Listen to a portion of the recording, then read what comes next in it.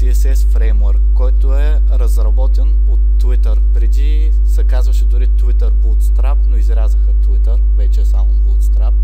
Правили са го двама човека, които работят в Twitter. Така, има grid система и компоненти, които са много готини и могат да ви спестят доста работа. Друго нещо ще да ви казвам относно изпита. Значи във всяка задача има някаква забележка, дали можете да го използвате или не можете. Ако в задачата пише, че не можете да използвате Flex или Bootstrap, тогава вече няма да може, защото други хора правят условията и не знаем дали точно ще пише това. Така, продължаваме по сценарий. Така, тук има GitHub, Bootstrap е open source. Целият му код може да се види в GitHub.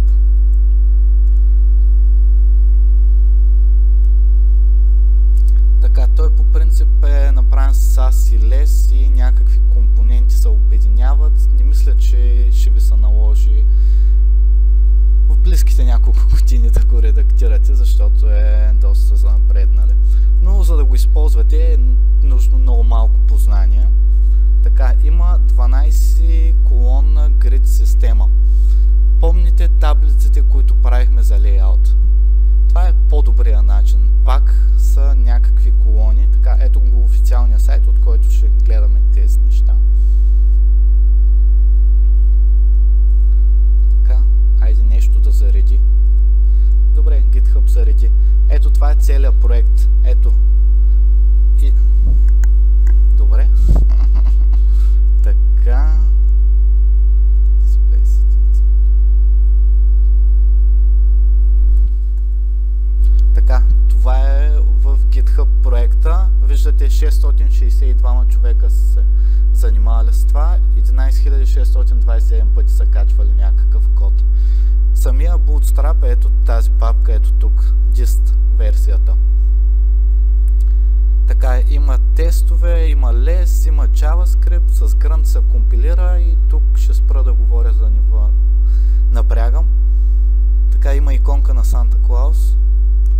Поддържа се от доста браузъри, ето Internet Explorer, Chrome, Firefox и ми изчезна докато такова. Така, тук има някаква документация, в сайта също може да разгледате някакви туториали, някакви примери. Те са три папки, като изтеглите Bootstrap, имате Bootstrap CSS. Значи CSS са ето тези неща. Те са Bootstrap CSS и Bootstrap тема. Имате bootstrap.min.css, което е файла минифициран. Самия файл ще бъде на един ред и няма да бъде много четлив. Защо не ви го отворя да ви наплаша? И ще ви кажа след това защо се прави. CSS, така. Ето тук имаме, това е малкият файл. Добре, тук имаме едно нещо, което е ето толкова дълго и е супер нечетливо. Това се прави, за да бъде по-малък размер, да може по-бързо да зареди сайта ви. Дали клиента ще свали 60 килобайта или 2, ще окаже някакво влияние върху перформанс, колко бързо ви зарежда сайта. Отново да напомня как работи това нещо. Когато някой влезне в вашия сайт, той сваля всички HTML, сваля всички CSS и се рендерира в браузъра. И колкото по-малки са нещата, затова и JavaScript и той се минифицира и става на един ред. Да не ви се налага да редактирате такова нещо. Така, Bootstrap зареди ли? Зареди това.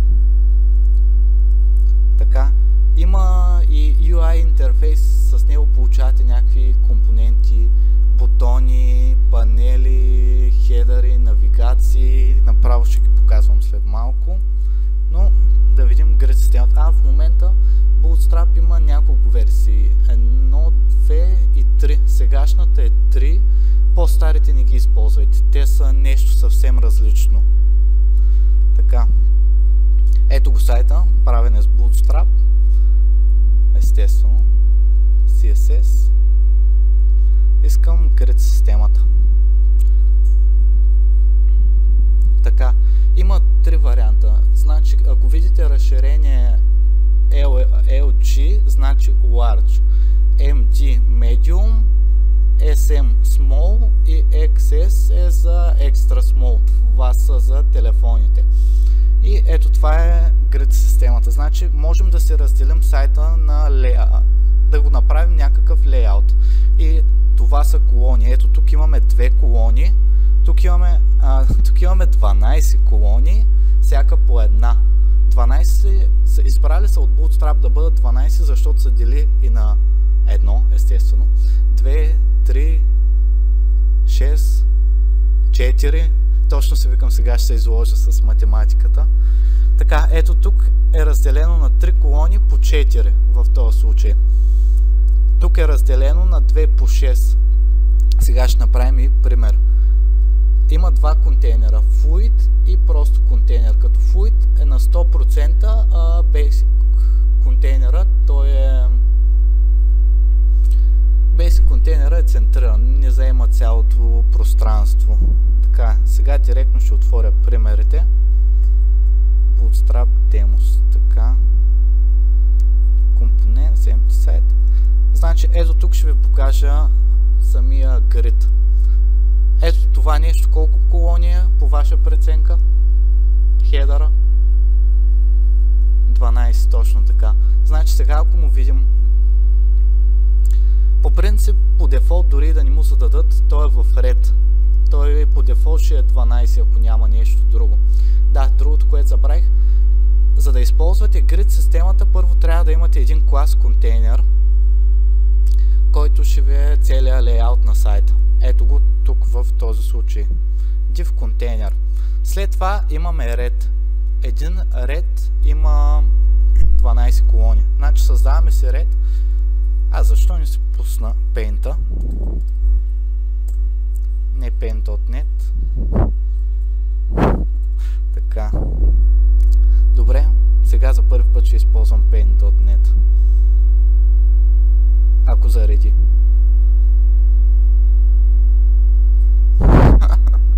Добре, аз през това време ще говоря. Така, по преценка тук колко колони имаме, на колко е разделен сайта. Така, трудно е да се прецени, докато не видим. Разделен е на 2 и едното би трябвало да е 8, другото 9 и 3, добре. Или се гледала демотата, или имаш страшно око. Така, и в самите колони тук поставяме нещо и той се уразмерява спрямо колоните. Тези неща са фолтнати вляво и затова се подреждат така. Така, най-отдолу футъра, който и той най-вероятно е 12 колони. Така, Paint.net зареди. Така, имаме един сайт. Това ще е най-ужасният сайт. Къде са му шейповете? Така. Значи, това е целият сайт. Ние можем да си го разделим на 12 колони тук. Така, но искам още един път това. Добре, връщам се на стария незаконния Paint, ако искат да ме арестуват. По-удобно ми е. Така. Правим си един хедър и след това можем да си преценим ние как да ни бъде раздробен сайта. Да. Хоп. Значи имаме ред и тук можем да си го направим, например, ще го направим на 3 колони. Пак ли трябва да натисна? Тук имаме някакъв сайт с някаква важна информация. Колко колони да е? 3, добре. Това нещо аз исках да са симетрични, но сигурно никога няма да ги докарам симетрични. Така, значи как да го направим? Това е 3, това е 3 и това е 6. Добре, замислих се дали този път е правилно. Да. Така, стават 12 и се подреждат по този начин. И е много лесно да си организираме сайта. И сега нямам място за футър, дали мога да рисувам извън полето. Добре. Почти. Така. Ето. Между другото, сега спомням по информатика в 7-ми клас ме караха да рисувам елхичка с Paint. Голяма болка беше. Така, имаме футър, който също е 12 колони. И ето как ни е лейаута. Например, имаме един ред, имаме 12 колони един път. Имаме тук пак 12 колони, които можем да ги разделим. Значи в самата колона можем да я раздробим и нея. И това докато ни почне да пише код и аз няма да го разбера. Така, don't save. Така, значи тук в демата са ми приготвили един празен Bootstrap сайт. Веднага като си линкнете самия Bootstrap в сайта, ще получите някакви... Ще се променят фоновете, ще се променят някакви дефолтни неща. Така. И както винаги почвам отзад напред. За да използвате Bootstrap, трябва да си го линкнете. Да. Има го в архива, може да си го свалите и просто си линквате Bootstrap-а. Ако имате други стилове, които искате да влагате в сайта, ги сложете след Bootstrap-а. Защото така, ако ви се наложи да презапишете нещо на Bootstrap-а, ще може да го направите във ваш собствен... Айде само StyleTag ще отворя, за да спестя време. И тук може да си презапишете рол. Ако по някакъв случай ви са наложени, казвам, че е добра идея, 100%. Може да си презапишете някакви неща. Така. За сега няма да ни трябва CSS. Така. Имаме и JavaScript Bootstrap, който по-нататък ще покажа какви неща показва. jQuery е нужно, за да подкараме Bootstrap, JavaScript-ските неща. И сега ще се направим един клас контейнер.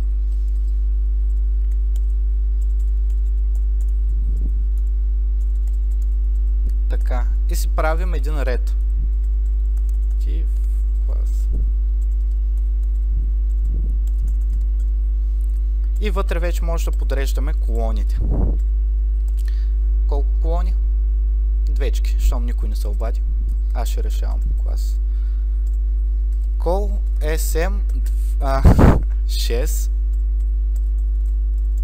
Трябва да имаме някакво съдържание тук, за да видим какво се случва. Така. И това ще си го копирам. Insert. Опа, ще омажа сега жестоко нещата.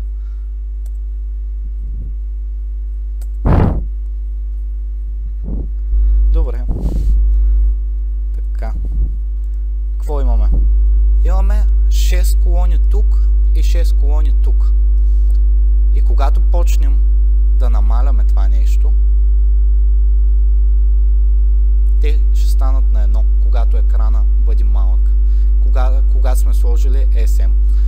Така, друго, което ще да покажа в инспектора на браузъра, имате един много полезен тул, едно телефонче ето тук, поне на Chrome е тук, на Mozilla също има, но не знам как е. И може да си изберете устройство, нека да бъде комерциален iPhone 6 Plus. И ето така ще изглежда вашия телефон на iPhone 6 Plus. И от тук може да си разгледате, това може да си го таковате, да виждате колко пиксела е екрана и така нататък. Така. И после как се махаше? Добре, намерих го. Какъв интервал, моля? Ами, значи сега ще сложа още един клас, само да изключа този... Яла, каква ти е клавиатурата? Къде? Как да изключа това? Да, ама insert и delete едновременно. Ето ти го. Да не е така. Избяга така. Така. Insert, пълен. Така. Чакай да натисна паузата, докато го правя това. Продължаваме. Така, ще сложим още един клас тук, който ще има един бордър, за да видите всъщност колко място заема това. Няма да е на кирилица. Ред. Така. И тук направо в Style Tag ще го пиша. Още един съвет. Когато сте на изпита, аз го правя това, за да спестя време и да мога да ви покажа повече неща. Но когато сте на изпита си, направете отделен файл, линкнете си го, сложете си първо ресетите на браузъра, след това този хак за имиджите, за да бъде по-прилежан. Ако някой го гледа и го оценява, да ви даде един плюс за това. Така. Класа Red. Слагаме му един border и ето как изглежда това. Просто няма достатъчно текст. Бордъра заработи от първия път, нали?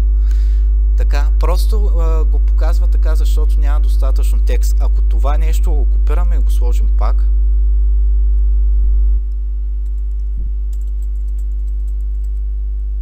така,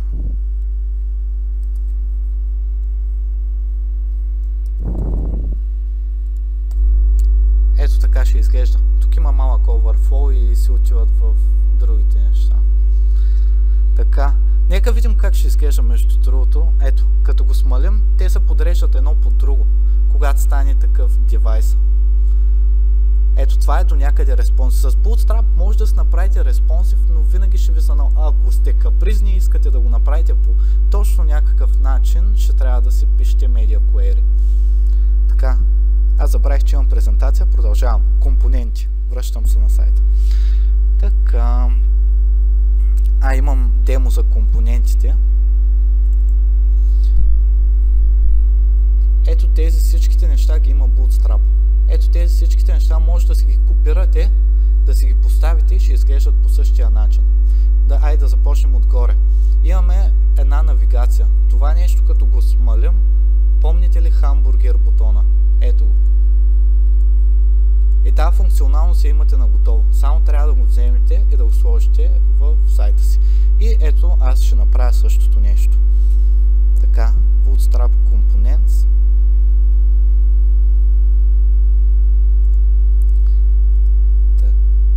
Така, взимам си ето този navbar. Той е додолу. И го поставям в демото, което почнах. Тук. Да, ще омажа нещата май. Няма да разберем, ако не пробваме. Така.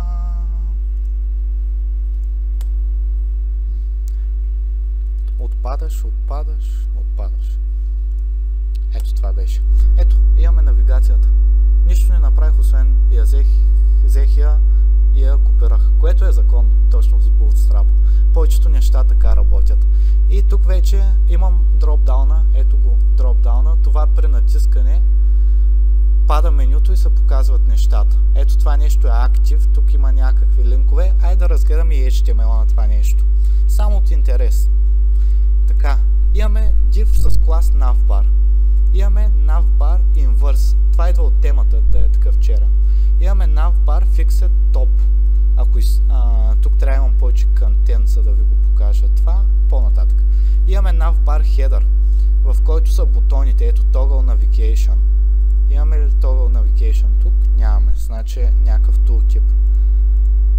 Така. Това е, мисля, че това е хамбургер иконата. Ето, тя е span, class icon, bar. Това са три хоризонтални линии. Ето, като нашия, като го смалим, пак се получава това нещо. Същия ефект. Просто сме го взели от някъде. Дропдауна, как изглежда на това? Добре, става.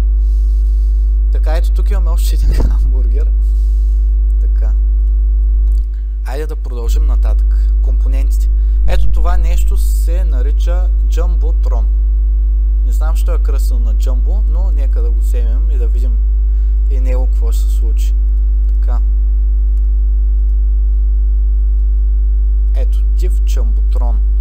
Айде да взема и това, за да не после да имам някакви аномалии в сайта.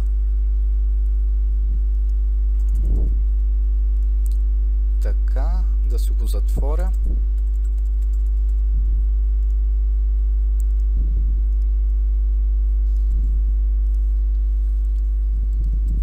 И какво се получи? Ето вече имаме и Jumbotron. И това нещо, ето тук можем да си сменим текста. Можем да си нагласим бутона на къде да води и други такива неща. Да, още нещо, което се сетих за навигацията. Навбар. Виждате, че има Fixed Top, нали? Класа е Fixed Top. Щом има топ, би трябвало да има и bottom. Това нещо го пробвам и не съм сигурен дали има. Оказа се, че има. Ето, отдолу вече е навигацията. Това нещо само си го нагласяте. Има и сайтове, които долу има навигацията. Така ще го върна да е Fixed Top. Какво следва от демото? Така, имаме бутони. Bootstrap по принцип има 3 цвята. 3 цвята. Има няколко цвята, така. Не знам откъде ми дойде 3 в главата, исках да кажа нещо. Имаме дефолтен бутон, имаме primary, имаме success. Значи цвета success отговаря на зелено, info отговаря на този цвят, warning на жълто, danger на червеното. Имаме някакъв link бутон. Значи ако искаме да си направим бутон, аз този път знам класовете на Изус и направо ето този бутон, който беше на Jumbotron, ще го направим Success. Значи пишем си бутона. Това е някакъв дефолтен клас с някакви неща, който няма нищо добре. И сега си правим бутона-Success. Ето тези два класа слагаме и бутона става зеленичък. Това е и за primary и за останалите. Между другото няма да мога да ви покажа всичките неща, защото са доста. Имаме таблици. Има таблици, които може да използваме, които изглеждат по-добре от дефолтните. Имаме лейбъли. В сайта на Softuni мисля, че ги бяха използвали. Да, един пример за сайт, който е на Bootstrap. Написан с Bootstrap, с фреймворк. Ето това меню, познато ли бе? Просто е стилизирано по някакъв друг начин. 43 известия. Айде, няма да съм нагъл. Ето тук имаме един карусел, който и той идва от самия Bootstrap. Това колко колони е? По колко едната? 4. 4, 8, 12. Така, ето тук имаме някакъв фултър с някакви неща. Така, имаме баджове. Ето може да имаме нещо, да му сложим клас бадж, ето както е тук между другото. Ето тук има някакъв бадж, има 43 известия. Значи това нещо просто инспектираме го, виждаме как са го направили и взимаме и променяме съдържанието. Имаме navs, имаме някакви табове, имаме navbar, ето черния, ето има и някакъв сив. Така, имаме алерти, някакви съобщения, които може да изкараме на потребителя. Цветовете пак са success, info, warning и error. Ето, когато в някой сайт създадете нещо, ви излиза съобщение success, you have create new нещо си. И то е в зелен цвят. Имате прогрес барове, те с JavaScript може и да си ги анимирате и да ги нагласите. Имаме листове, лист групи. Ето тези неща, които можем също да ги вземем и да ги копираме. Имаме панели. Аз само казвам, че можем, ама айде да го взема и да го копирам. Така, имаме панел. Панела има панел heading и панел body. Ето това нещо цялото ни трябва. Можем да си го копираме и от тук. И го поставяме в нашия HTML, който нищо авторско няма вече. И ето имаме един панел. И той по дефолт се взе целия ред, защото не сме му задавали колко място да взема. Можем да си наредим 3 по 4 колони и ще се получи по-добре. Така, какво имам в презентацията? Така, JavaScript екстеншените. Така, сайта на Bootstrap. Казвайте, когато имате нужда от почивка. Няма да спра да говоря скоро. JavaScript.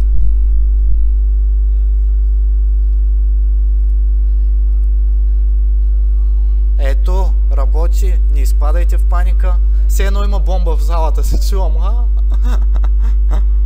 Така, значи, имаме, какво имаме?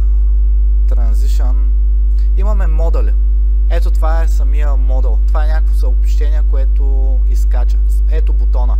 Имаме Launch модул, отваряме го, имаме някакво съдържание, Privacy Policy, което никой не чете и му даваме Confirm, прочетах го.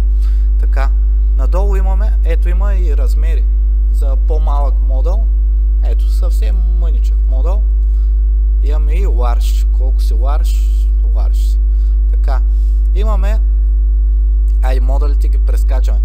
Как се работи с това нещо? Просто му взимате HTML-а и той има някакъв JavaScript. В този случай няма. Ето го. Тук има някакъв JavaScript. Няма да го обяснявам, за да ни въплаша отново. Така. Те могат и да се анимират, между другото. Доста ефекти има. Имаме, ето тези неща също стават с JavaScript. Не можете да хванете onClick event с CSS. Можете само hover. Така, ето тук тези неща. Табове, ето. 3 таба имаме тук, които ги сменяме. Tooltip-а.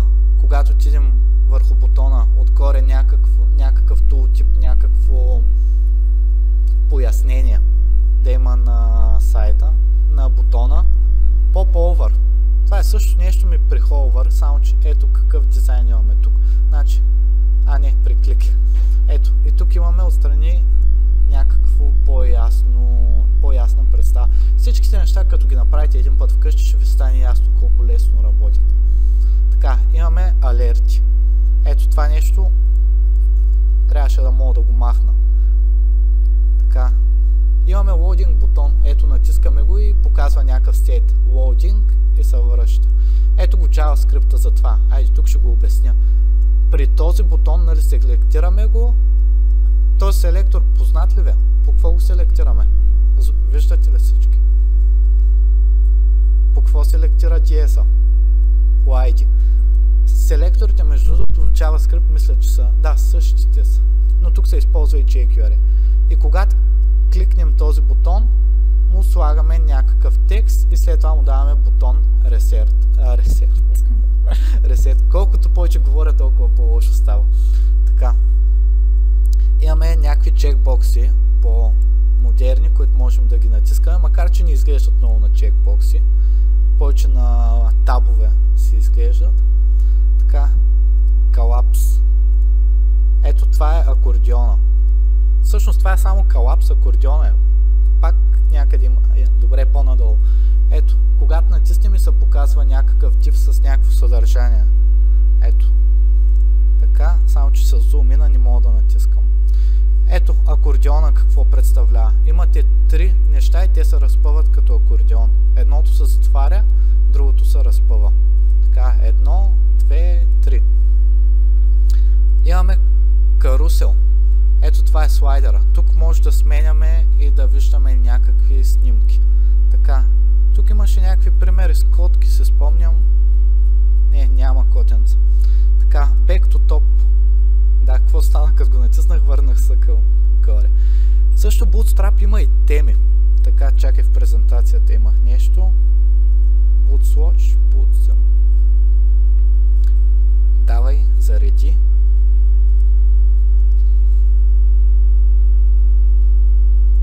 Добре, ще влезна през хрома. Не, сега ще зареди около 10-15 пъти.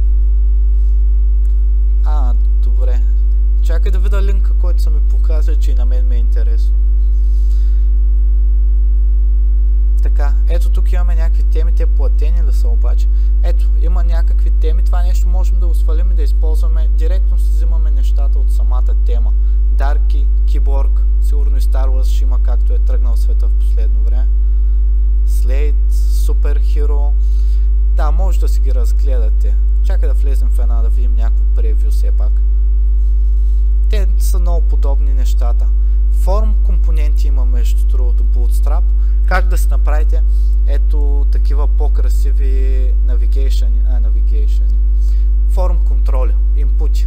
Може да им за класа плюса е форм контрол, който им се слага и те придобиват някакви различни свойства. В Get Bootstrap между трябваше да го има това нещо. Добре, аз ще покажам тук, докато зарежда.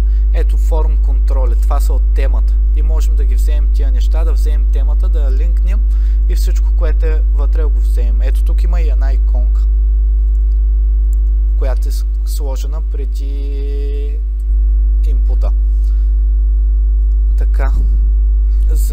Да. Така. Live demo има ли нужда да правя? И аз така си мислех. Така, Getting Started. Дома. Може да свалите Bootstrap от тук.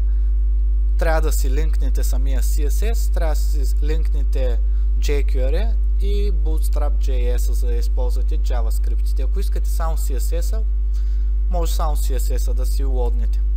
Така. Така. Grid системата. Да, значи при Small Device, когато използвате, това е Extra Small, при XS ще ви стане на една колона, когато е под 768 пиксела. Когато е над 768 пиксела, когато използвахме SM, тогава ще стане на една колона. Това са за различните девайси. Имате Large, Medium и Small и Extra Small.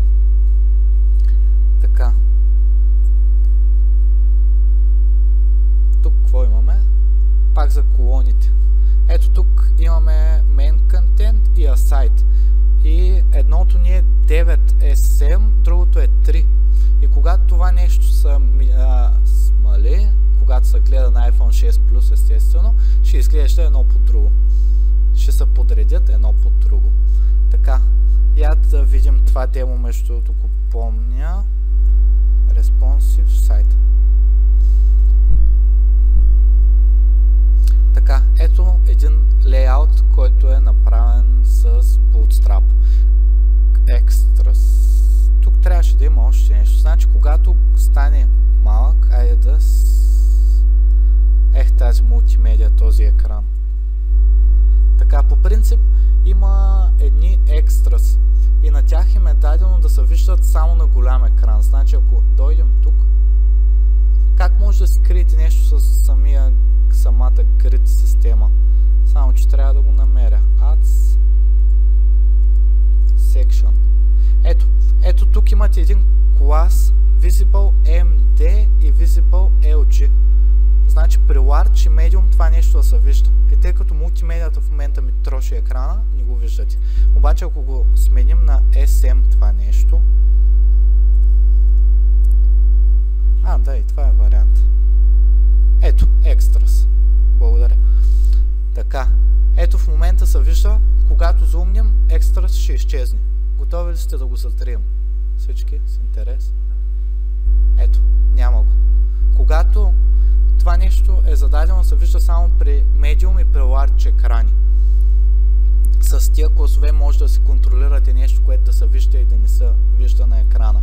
В противен случай трябва с Media Query да селектирате, нали, резолюцията и да зададете там Display None на това нещо, за да изчезне. Така, какво имаме тук? Имаме 12 колони, имаме 9 колони и 3 колони. И накрая футъра, който си е 12 колони. И значи в този Aside, който е Call SM3, слагаме 3 секшена. И тия 3 секшена слагаме всеки да има по 6. И по 12, ако е XS. Значи, ако го видим на Small Device, ще заема 12. При Extra Small 6. Или обратното. Нека да го видим. Значи, почваме. Той по процентите се оправя до някъде и вече като стане прекалено малко пространството, ето това нещо отива отдолу. И става нещо като втори футър. И колкото и да го смаляваме, айде да го видим пак на iPhone 6 Plus. Дядо Коледа, пожела съм се в ефир поне 3 пъти iPhone 6 Plus. Така. Ето как изглежда. Вече можем да скролваме и да видим за какво става въпрос. Така, какво друго имам в презентацията? Брех, нищо. Така, Bootstrap, едно обобщение. Bootstrap е CSS фреймворк, написани са ви някакви класове и просто си ги използвате. Аз писах ли CSS май през цялата лекция? Само един път, за да ви покажа къде е. Значи, с Bootstrap може да си направите някакъв приличен сайт, без да пишете CSS. За програмистите това е добре, защото те избягват да пишат CSS и директно си взимат класовете и създават нещо. По принцип, дизайнерите, някой може да ви каже, че Bootstrap не е яко нещо и той за него си е прав. Ако иска, той му дава някакви ограничения, да го прави на колони. Някакъв артист, художник, който не иска сайта да му е на колони, няма да го използва. Bootstrap и помага и дава някакви ограничения. Вие решавате дали да го използвате. Има много добра grid система. Ако ще си правите лейаут за нещо, може да използвате само grid системата, ако не искате нещо друго. Другото, което Bootstrap може да си го кастомайзнете и да свалите някакъв спрямо вас Bootstrap. Така. Customize има една икона тук и може да решите какво от тези неща да изберете. Дали искате JavaScript компонентите, дали искате типографията, grid системата, таблиците, което ми напомня, че ни показах глификоните. Така, те бяха в компоненти. Когато ви се наложи да използвате някаква иконка за нещо, ето тук имате набор от 250 иконки. И взимате просто ето този клас и го слагате на някакъв спан. Ето сега направо ще направим пример. Така.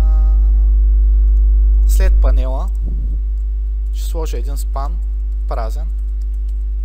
И ще взема класа, че има Wi-Fi, защото се надявам да има за напред. Така, клас.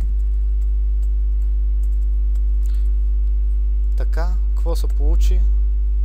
Ето, самата иконка. И това нещо е шрифт. Това нещо може да му дадете font size, може да му дадете различен цвят.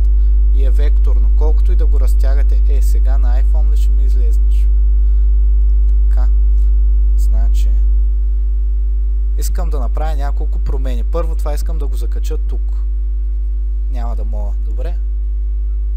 За почивката. Инспектираме се това и можем да му зададем font size 30 пиксела. И това нещо стана по-голямо само. Така. И това нещо можем да му сменяме така. Да го правим колкото си искаме голямо, няма да му се развали качеството. То е вектор. Можем да му сменим цвета. Томато. Ето. Вече му се смени и цвета. Трябва да разгледате доста неща. Аз със сигурност забравям поне 30% от нещата, които исках да кажа. Така. Това беше. Имате ли някакви въпроси?